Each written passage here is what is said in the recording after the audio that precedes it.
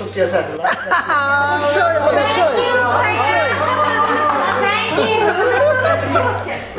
এই লাস্ট গানটা সে কখনই গাইতে চায় না, আসলে তাকে রিকোয়েস্ট করো গানটা গাওয়ার জন্য। It is true for each and every one of us. এটা হচ্ছে আমরা তো বড় বড় মানুষের কথা শুনলাম, নজরুলের কথা শুনলাম, রবীন্দ্রনাথের কথা শুনলাম। আমাদের দেশের সাধারণ মানুষরা যে অসাধারণ গান লিখতে পারে, অসাধারণ সুর দিতে পারে, এটা এটা কিন্তু ইটস এ ফ্যাক্ট। বন্ধুদের নাম গিয়াসুদ্দিন, তিনি আসছেন আমার আমি জানি পছন্দ, কিন্তু this song is true for each and every one of us. Giasuddin Aslam আসছেন একটা রিকোয়েস্ট যে স্যার আমি গত 20 বছর ধরে গান লিখতেছি, গানের সুর কিন্তু আমি রেডিও টেলিভিশনের এনলিস্টেড আর্টিস্ট না। আপনি যদি খালি কাউকে একটা টেলিফোন করে বলে দেন তো আমি শেষ বয়সে রেডিও টেলিভিশনের একটা এনলিস্টেড আর্টিস্ট হইতে পারি, মনটা আমার ভালো। আমি বদরুল গান শোনাইলেন আমাকে, এই গানটা শোনাইলেন, আমি একটা চিঠি কাগজ দিলাম, উনি ইমিডিয়েটলি নওয়াজ আলী খান, তখন তিনি বিটিভি প্রোগ্রামের দায়িত্ব ছিল, জেনারেল ম্যানেজার ছিলেন, ওনাকে চিঠি লিখলেন যে নওয়াজ আলী ভাই এই লোকটিকে আপনার কাছে পাঠাচ্ছি, আমি খুবই খুশি হবো যদি ইমিডিয়েটলি তাকে আপনি টেলিভিশনের এনলিস্টেড গীতিকার করতে পারেন। তো সে আমার কথা রেখেছে, বদরুল গেছেন সেখানে, ইমিডিয়েটলি তাকে টেলিভিশনের এনলিস্টেড গীতিকার করা হয়েছে, তিনি দেশে ফিরে গেছেন, ফিরে গিয়ে মারা গেছেন। এই পার্টিকুলার গানটা আমাদের এক্সপেকটেশন ছিল 2টা, সেই জায়গায় 2টা আমরা বোনাস পাচ্ছি। না ব্যাপার না, কিন্তু একটু রাত হয়ে গেছে। না, we couldn't miss it actually. Good. মরিলে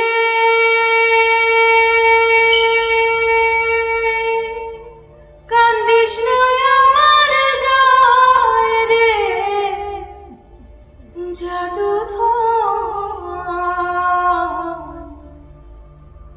মরিলে কান্দিস না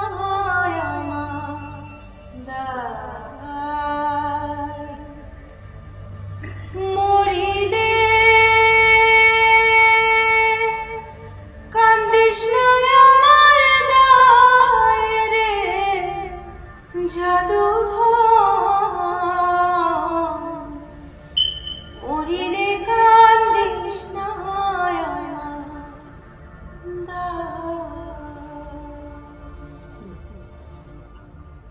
সূরা ইয়াসিন পাঠ করিও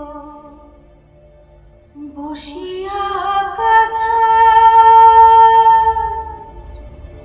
যাইবার কালে বাঁচি যেন শয়তানের ধোঁকা। সূরা ইয়াসিন পাঠ করিও বসিয়া কাছা, যাইবার কালে বাঁচি যেন শয়তানের ধোঁকা। রে জাদু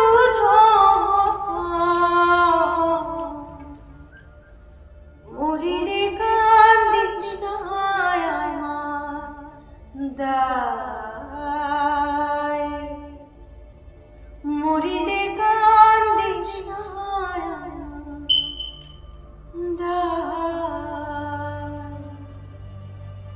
বুক বান্ধিয়া কাছে বৈশা গোসল করাইবা, কান্দনের বদলে মুখে কলমা পড়িবা। বুক বান্ধিয়া কাছে বৈশা গোসল করাইবা, কান্দনের বদলে মুখে কলমা পড়িবা।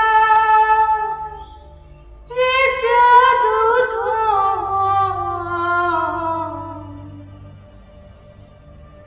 মরিলে কান্দিস না আমার দায়।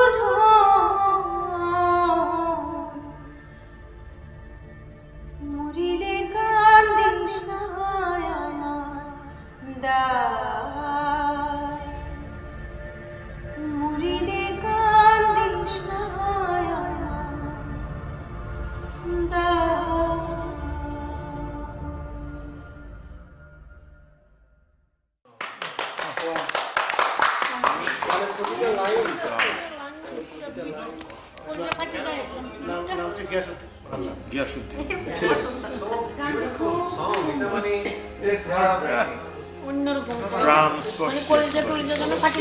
পছন্দ না এটা কামড়ে যে কামতেছে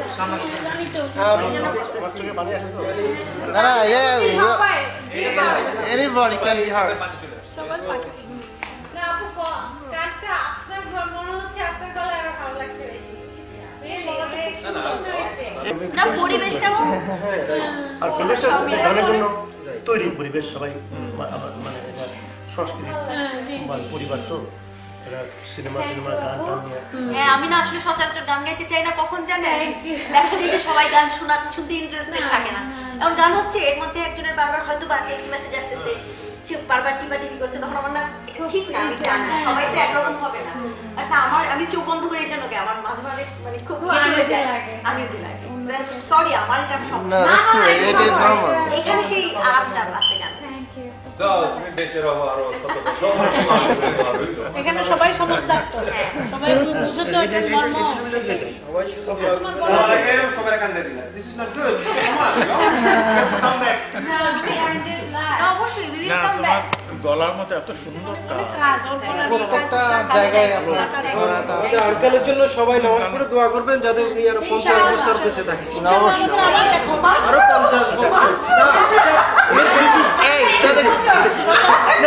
এটা মিনিমাম যে 50 বছর যদি আগামী 50 বছর বাঁচলে আমাদের সারা জীবন পাবো নাকি আমি প্রথম এখানে আসলাম চিকিৎসার জন্য ফার্স্ট টাইম আগে আমার ডাক্তারের সঙ্গে মানে একটা স্লোন কাটারিং এটা ওদের কিন্তু আমি দিচ্ছি 1 কোটি টাকা নিচ্ছে না না ওদের কিছু তুমি $125,000 তার মানে 1 কোটি টাকা কিছু বেশি Soul Catering is one of the best hospitals. ওরা তো প্রথমে টাকা নেওয়া ছিল ট্রিটমেন্ট শুরু করছিল না ওকে অপারেশন থিয়েটারে ঢুকাইছে অপারেশন শুরু করবে না মানে টাকা দেওয়া ছাড়া আমি তো তখন টাকা পুরোটা জোগাড় হয়নি টাকা থেকে আসতেছে না কারণ আমি তো আসার সময় তো আমি তো হাত করে কাজ কেসটা থাকে না কথা দিচ্ছি না কাল তোমাদের ফুল টাকা ক্যাশ তো আনাও যায় না এত ক্যাশ তো আনা যায় না ডাক্তারের সঙ্গে আমার দেখা হলো দেয় অস্ট্রেলিয়া শেষ করে দিতে পারছে না মানে ট্রান্সফার হতে সমস্যা হচ্ছে ওয়্যার ট্রান্সফার আমরা টাকা দিতে পারছি সেটা ইম্পর্টেন্ট দিতে পারছে দ্যাট ইজ ইম্পর্টেন্ট এটা হচ্ছে ডাক্তারের নাম হচ্ছে স্টিফেন আর মিচ দেখলো আমাকে আমার সমস্ত কাগজপত্র সব সিঙ্গাপুর থেকে আমি ডিরেক্টর হচ্ছে সিঙ্গাপুরে ওদের সমস্ত কাগজপত্র তাকে দেখালাম দেখে বললাম doctor which am I going to die doctor ভি বললো ইয়েস আমার তো কোন জায়গায় গেল বললো yes you are going to die তারপরে বললো listen we all are going to die. That's why I say we are going to die. But I will not let you die so soon. I will not let you die so soon.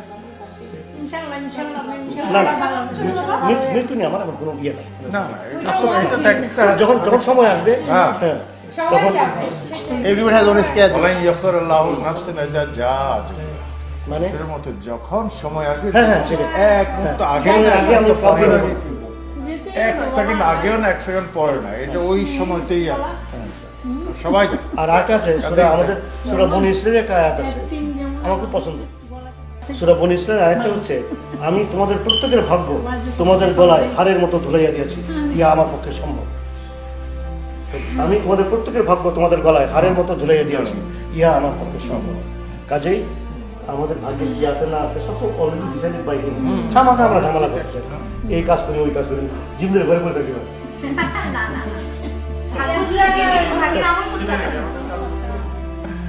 এখন তোমাকে খাবার দিয়েছে খাবারের মানে আমাদের অন্য কি জানি বলে খাবার যোগানদাতা রিজিক আল্লাহর হাতে তাইলে আমরা ঘরে বসে থাকি আমাদের কিছু শুধুমাত্র মানুষের ঘরে সেবাও দিবে না শুধু মানুষের রিজিক আল্লাহর হাতে ঠিকই কিন্তু আমাদেরকে রিজিকটা অর্জন অর্জন কিন্তু পশু তুমি পাখি ঘরে চুপচাপ শুয়ে থেকে ঘরে পাখি এসে পিঁপড়া, আমাকে খাওয়া দিবে এদের রিজিক কিন্তু আল্লাহর হাতে। ওদের কিন্তু খাবার দেওয়া হবে ওদের মা নিশু Let's go. আচ্ছা যাই লেটস গো আল্লাহ নেগো আব্বা কেমন আছেন